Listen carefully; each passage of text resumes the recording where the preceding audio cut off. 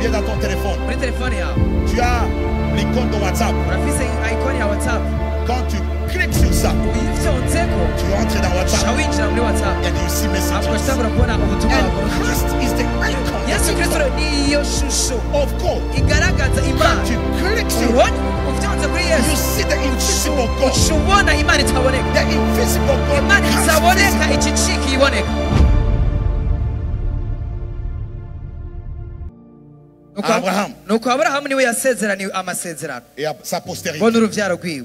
Il n'est pas dit Imana ntiyavuze et haute postérité, iti imvyaro comme s'il s'agissait de plusieurs. muvuga benshi, Mais en tant qu'il s'agit d'une seule, yamara yavuze nk'uvuga uruvyaro rumwe à ta postérité, ati ni uruvyaro rwawe c'est-à-dire Christ. nigwo Kristo.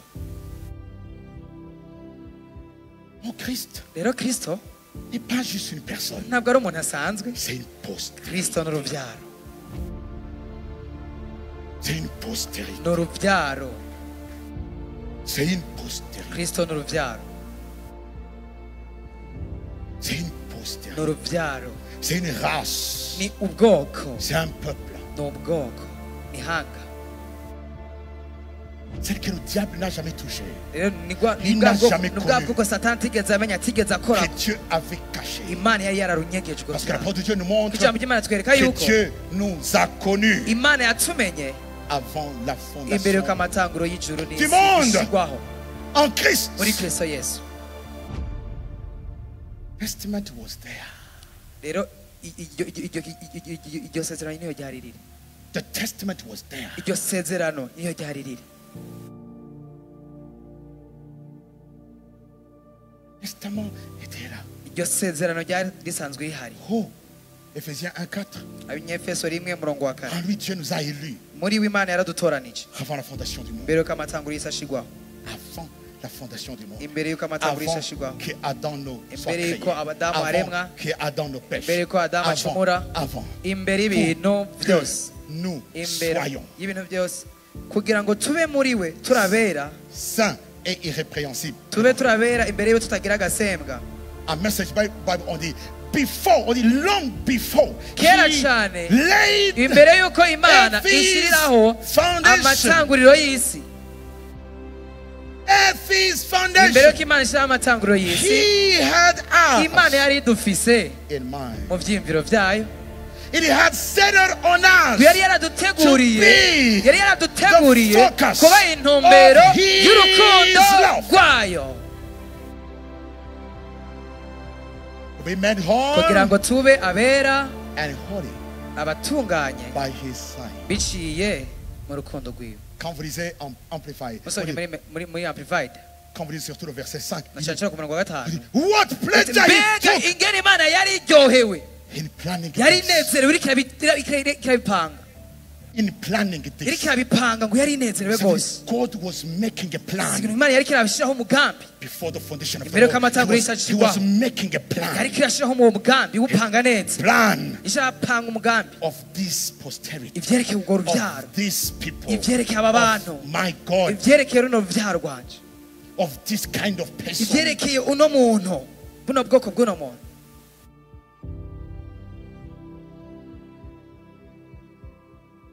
Long ago, kera He kera kera cyane Imana decided yahisemwo to adopt us. kutwakira, kutwemera. Quand on dit adopter, bavuze ko kwadopta ce n'est pas prendre quelqu'un qui n'est pas ton enfant. gutora Non, umuntu atari umwana wawe, oya, c'est ni révéler. guhishura, To reveal us guhishure, kuduhishura. as His own son. Imana yahisemo kuduhishura nk'abana bayo, As His own family. yahisemo kuduhishura nk'umuryango wayo Through Jesus. biciye muri Kristo What, Yesu. what pleasure Mbega umunezero He took yari ifise in igihe yari planning kirabipanga, this. iriko irashyiraho umugambi ngo byarahimbaye rwose. Je ne comprends pas les gens qui Rero disent, sinahura abantu bavuga, oh tu sais, oh urazi le diable a fait Satani foirer rero, le plan de Dieu. Satani yarononye umugambi w'Imana. Ah, Eh, serait-il assez sage mbega Satani yoba aciye ubwenge rwose pour arriver gushika naho à faire foirer le plan de Dieu? yokonona umugambi w'Imana? Il y a une chose qui n'a pas, c'est la sagesse. Nimba ikintu cya mbere Satani afise ni ubwenge, nagira namba.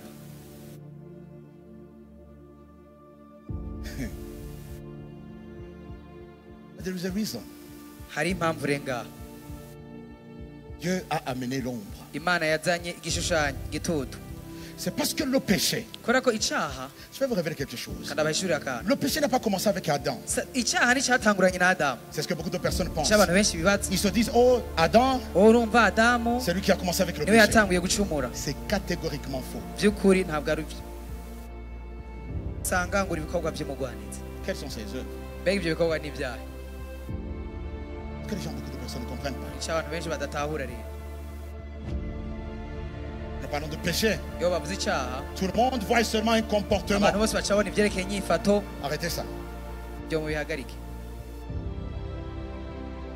Paul met la différence pawulo ashyiraho itandukaniro entre les œuvres de la chair hagati y'ibikorwa bya kameremere et les œuvres hamwe n'ibikorwa de l'esprit. bya mwemwe Mais il faut faire attention. rero muhitondere Quand neza on parle ngaha du péché, iyo bavuze icyaha it's beyond that. birarengeye ibyo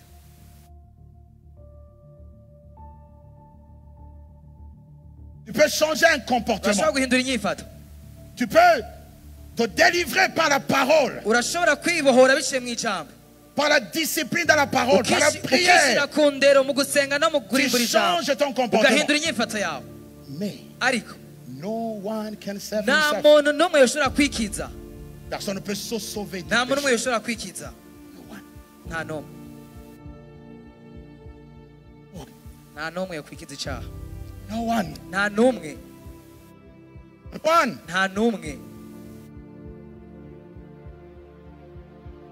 Dans beaucoup de choses que le pasteur Olivier Derret aimait enseigner, rero bimwe muri bintu byinshi Olivier Dere yanyigishije qu'il aimait enseigner, kandi yakunda kwigisha quand vous entendez ces enseignements, mwumvise cyane ibyerekeye inyigisho ziwe il disait maintes fois, yakunda kuvuga cyane il dit ce n'est pas quand tu entres dans un boulanger, yakunda kuvuga ngo si igihe cyose winjiye muri boulangerie tu ne deviens pas le pain. ntuce ucika umukate ninjye aho bayikorera Et ce n'est pas parce que tu es venu à l'église que tu es chrétien. ntibisigura yuko kuba waraje mu ishengero ubu wacitse umukristo ya Ce n'est pas parce que tu ne prends pas l'alcool que tu es chrétien, que tu kubera es ko né de nouveau, que udatwanya tu es l'enfant inzoga de Dieu. yuko Non. wacitse umugororotsi wacitse umwana w'imana ya Ce n'est pas parce que tu as abandonné. si ukubera ko hari ibintu wahevye Tu as abandonné des choses. Wahevye Tu as ibintu. abandonné des mauvais wahevye comportements. inyifato zitari nziza Que tu as impressionné si Dieu. ibyo rero byashiye bituma imana uyitangaza rwose Non. oya Avec ton bon comportement, tu hamwe vas aller en n'inyifato enfer. yawe urashobora kuja mu muriro kuzimu kukakurindira Je dis bien, avec ton bon comportement, hamwe n'inyifato yawe nziza tu peux aller en enfer. urashobora kuja mu kuzimu umuriro Le diable satani n'est pas contre ntabwo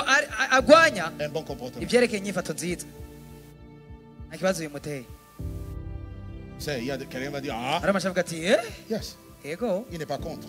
nta kibazo bimuteye ibyo byerekeye inyifato nziza Il n'est pas contre. ntabwo abigwanya Et c'est là où nous voyons ce qu'on appelle la justice des hommes. rero nico tubona ibyerekeye ukugoroka kw'abantu La justice qui vient des œuvres ukugoroka kuva ku bikorwa inspirées par la loi bibwirijwe n'ibya munsi avec la création. ntatanguranye n'ibyaremwe Ça se trouvait dans ariko l'éternité byamye biri mu mugambi w'imana with God. biri kumwe n'imana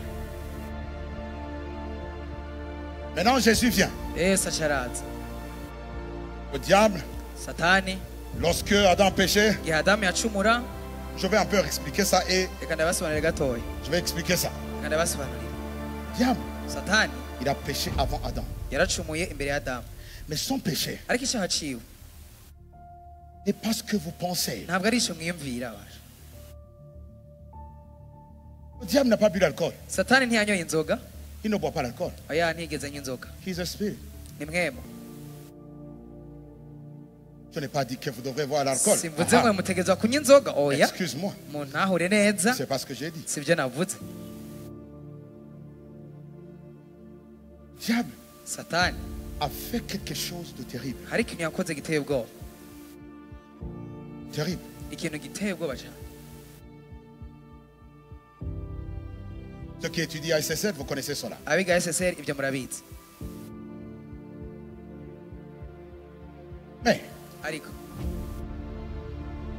something happened with him. hari ikintu rero cyabaye kuri satani Diable satani est devenu un père. yacitse data Il est devenu un père. yacitse Un père. yacitse se w'icaha C'est pour ça que Dieu va parler d'une postérité. nicyo gituma imana ikivuga ivyerekeye uruvyaro Et la postérité du diable, hamwe n'uruvyaro rwa satani du serpent. uruvyaro rw'inzoka Parce que kubera ko il avait une postérité. satani yari afise uruvyaro Et sa postérité uruvyaro rwiwe rero is called sin. rwitwa icaha Sin, icaha le péché est au-delà de ce que tu peux faire. icaha kirarenga ivyo woshobora gukora It's a spirit. icaha ni mwema C'est lorsque Dieu parlait à Caïn, nicyo gituma imana yariko iravugisha daniyeli Caïn, iriko iravugana na kayini il lui a dit, yamubwiye le péché icaha est devant ton corps. icaha kiri hafi ngaho ku mutima y'umutima wawe kiri ku rugi Il y a deux personnes hariho abantu babiri qui se tiennent devant la porte. bama bahagaze imbere y'urugi Le péché toque. icaha cama kiriko kiradodora Ouvre-moi et je vais yugururira souper avec nanje toi. ndaze dusangire Mais il y a quelqu'un hariho d'autre n'uwundi muntu qu'on appelle the Son of yitwa God. umwana w'imana Il dit, je me tiens aussi à yavuga la ati naje porte. mpagaze ku muryango Ouvre-moi, je nanje vais ndiko entrer ndadodora et nous allons ngomba souper ensemble. yugururira nze dusangire One umwe is the son of the devil. ni umwana wa satani The other one uwundi is the son of God. ni umwana w'imana C'est lui uwo qui est du diable. uwo rero ava kuri satani Il est appelé yitwa le ikinyoma esprit du mensonge. yitwa imwemu y'ikinyoma Celui qui est de Dieu, il est appelé la vérité. rero uwo ava ku mana we yitwa ukuri The spirit of truth. imwemu w'ukuri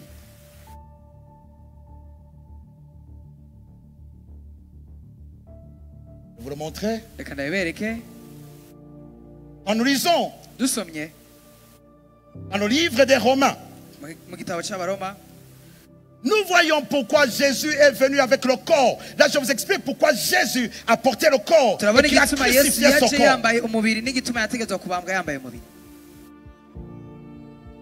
Pourquoi son corps devait être crucifié. kubera ko umubiri we wategetswe kubambwa Why? kubera iki Au-delà de ce que nous pensons, Ibirenge pourquoi byo son twiyumvira, corps devait être crucifié. umubiri we wategetswe kubambwa La Bible nous montre ijambo ry'imana twereka qu'il est apparu dans le monde yuko yagaragaye mu isi comme un esclave, nk'umuja portant l'image de l'esclave. yambaye ishusho y'umuja Parce que Adam kubera ko adamu et sa postérité hamwe n'urubyaro rwiwe rwose étaient des esclaves. bari bacitse abaja Parce qu'ils se sont mis sous le gouvernement kubera ko bishyize munsi y'ubutware du péché. bw'icaha Adam n'a pas péché. adamu Vous ntiyacumuye comprenez, le mot là, il a péché. Non, non, la Bible dit, ijambo ry'imana rivuga ngo il a fait entrer le péché adamu dans ngo le monde. yinjije icaha mu isi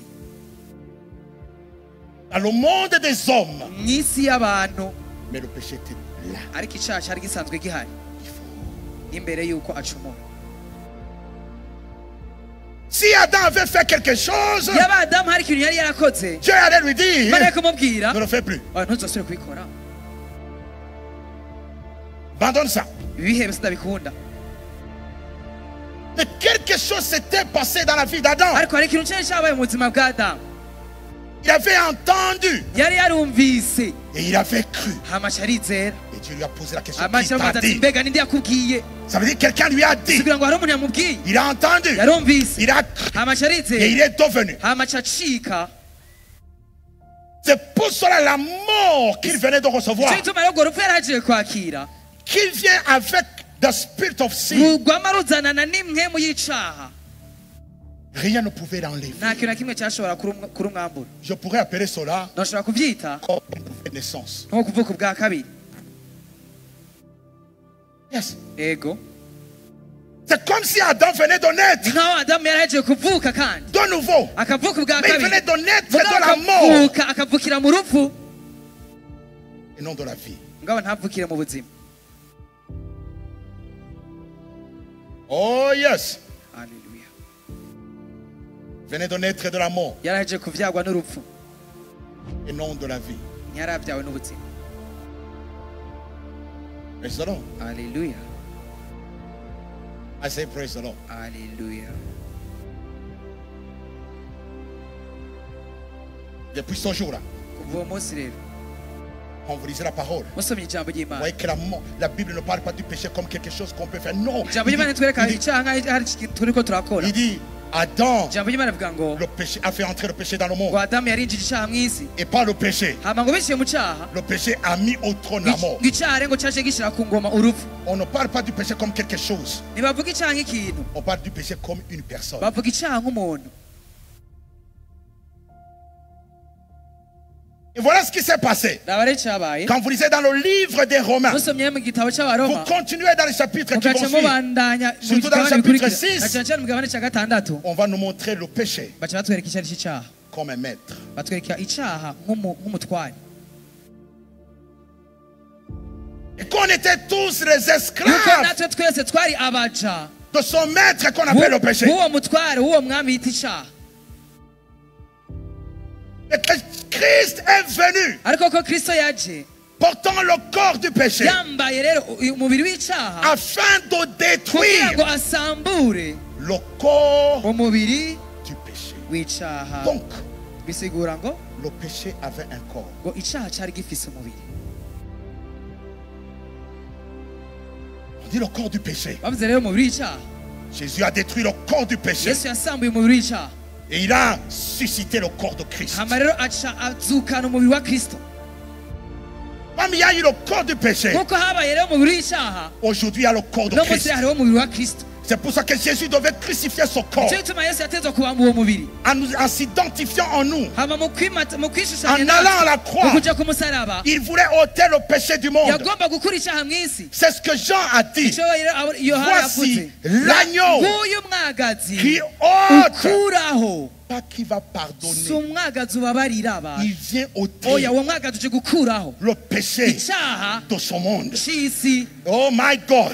Qu'est-ce qu'il a fait? Mbega yakoze iki? Jésus s'est identifié à Yesu nous. Kristo yarishushanije natwe Il a, et le péché lorsqu'il a vu, hama rege icyaha cyamubona, le péché est entré en lui. icyaha cyaciye cinjira muri we, Il est entré en lui. hama icyaha cinjiye muri Il a we, amené aussi la mort en hama lui. icyaha kizanana n'urupfu mu mubiri wa Kristo. Et Jésus l'a enfermé à Hama l'intérieur. Yesu aca rugarana urwo rupfu Jésus est allé à la croix. n'icyaha aca gwitwara ku Le musaraba. péché ne pouvait pas Rero sortir. icyaha nticyashobora gusohoka Comme il sortait avec les agneaux. nk'uko icyaha cyakunda gusohoka igihe batanze imyagazi, Les agneaux, les brebis, les igihe bois. batanga imyagazi icyaha Parce que ça cyaje ne gisohoka pouvait pas kubera contenir yuko imyagazi ntiyashobora kuzigama le jugement de Dieu sur le péché. icyaha, urubanza rw'Imana ku byerekeye icyaha.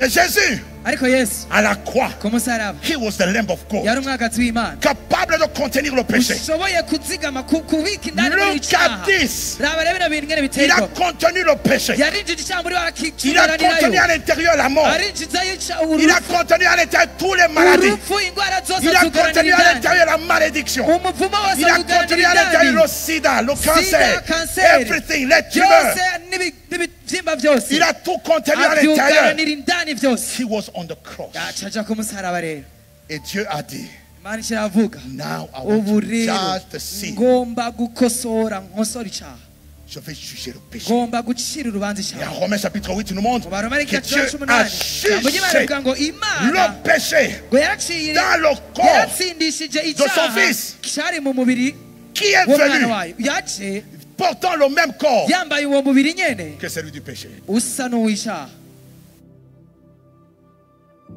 Dieu a puni le péché. Imana rero iratsindisha, irahana icyaha. Dieu a puni la mort. Imana irahana Dieu urupfu, a puni les maladies. Imana Il a irahana puni indwara la zose, condamnation. Imana Il irahana a puni, gutsindwa il a n'urubanza, puni, il a puni irahana everything. ikintu cyose iragitsindisha. Jesus was on the cross. Igihe Yesu yari ku musaraba, Dis, dis quelque chose qui reste. Yesu aravuga ati mbega data hari ikindi gisigaye? Dis c'est fini. Avuga ati birarangiye rero. Et Jésus a dit, Yesu aravuga, il a dit tout est accompli. dore byose birarangiye, Le jugement est accompli. urubanza rurarangiye, Le péché est jugé. icyaha kiratsinzwe n'urubanza.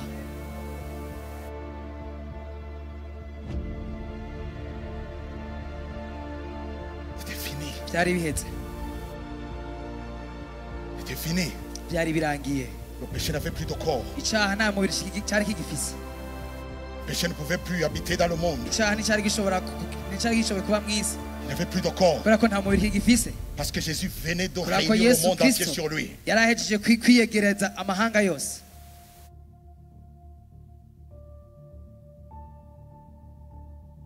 Oh my God. Haleluya. Il n'est pas allé au ciel ce jour-là. Ntiyagiye mu ijuru uwo munsi nyene.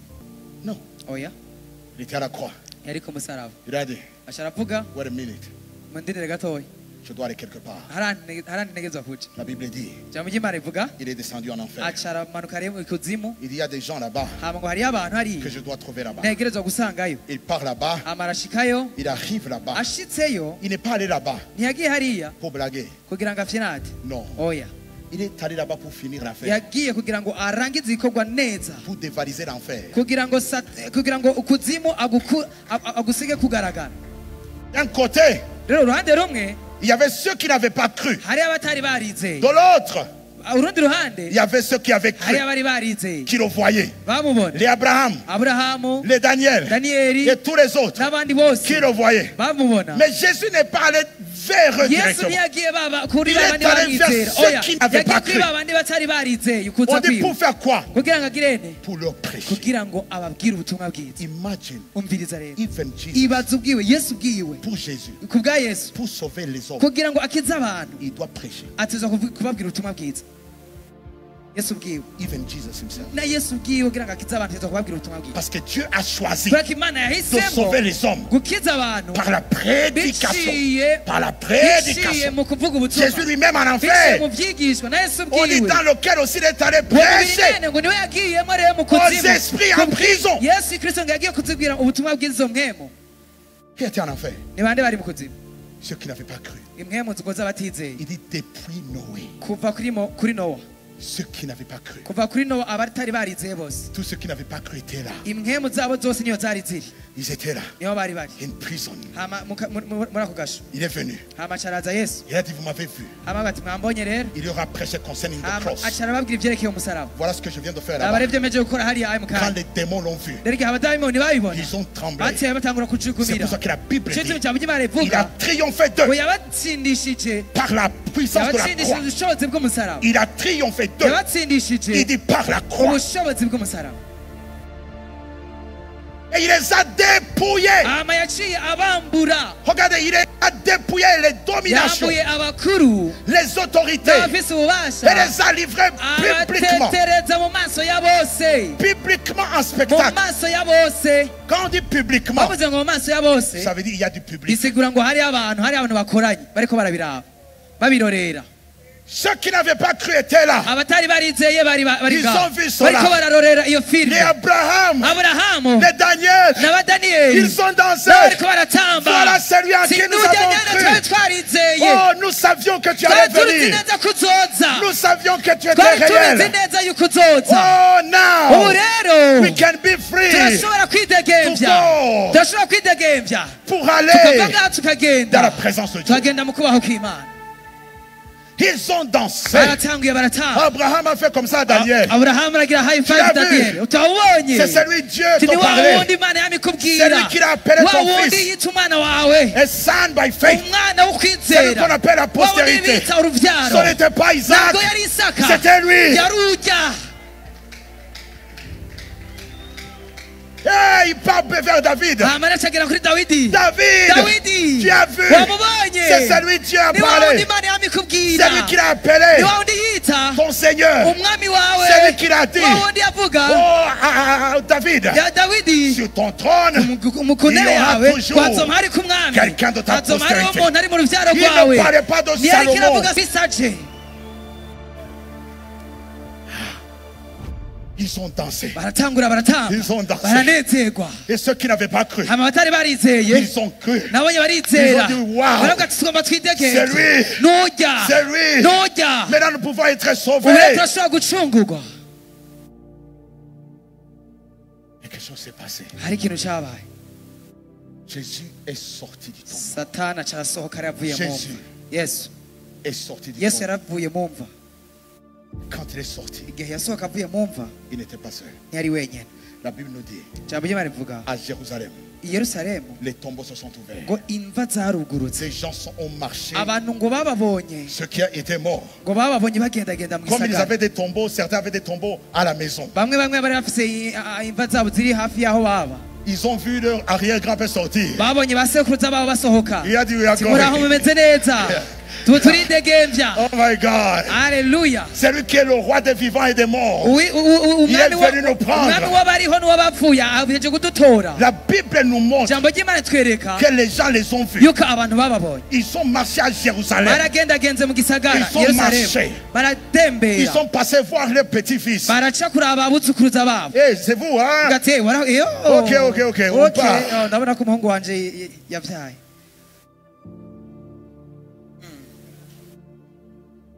Étant sortis des sépulcres, après la résurrection de Jésus, ils entrèrent dans la ville sainte et apparurent à un grand nombre de personnes.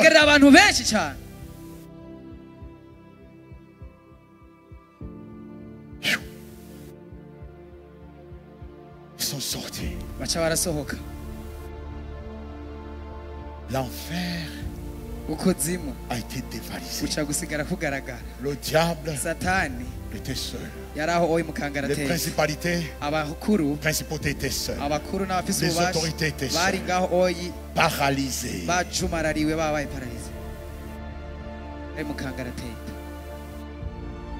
Étanisées. Ils ne pouvaient rien faire. Jésus, il sort de là. Dis maintenant, tout ce que le Père m'a donné, il dit je vous le donne. Il dit tout.